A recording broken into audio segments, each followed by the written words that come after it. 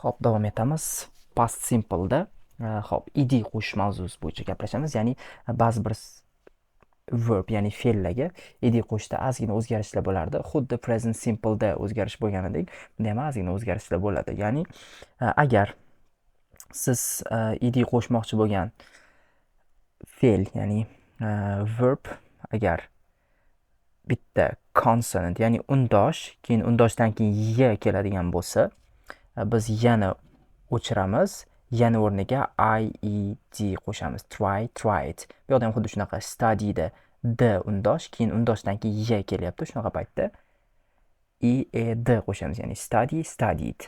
Ya'ni o'qimoq, o'qidi.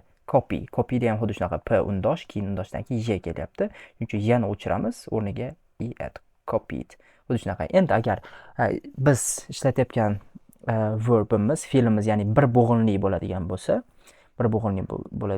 biz oxirgi harfini ikkitaga o'zgartiramiz. Ya'ni undosh bilan tugagan bo'lsa, ya'ni stop so'zi boshqa bo'g'inga ajralmaydi. Ya'ni uni ikkiga bo'lib bo'lmaydi. Ya'ni stop deb bo'lmaydi. Ya'ni shunchaki stop, stop bitta bo'g'in. Shuning uchun ham ikkitaga aylantiramiz. Ya'ni double ikkiga ko'payadi. Stop, stopped. Plan so'zi ham xuddi shunaqa. Plan ham ikkiga ajratib bo'lmaydi ikkita bo'g'inga. Shuning uchun planneddan ikkitaga o'zgaradi. Xuddi shunaqa.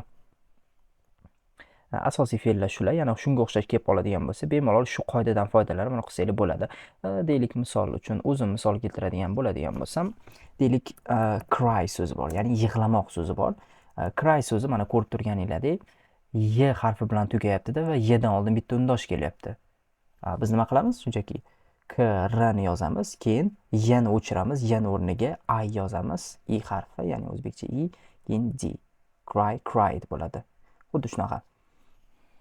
Yoki deylik, hozircha shular yetadi. Qo'shimcha narsa qo'shmayman. Shu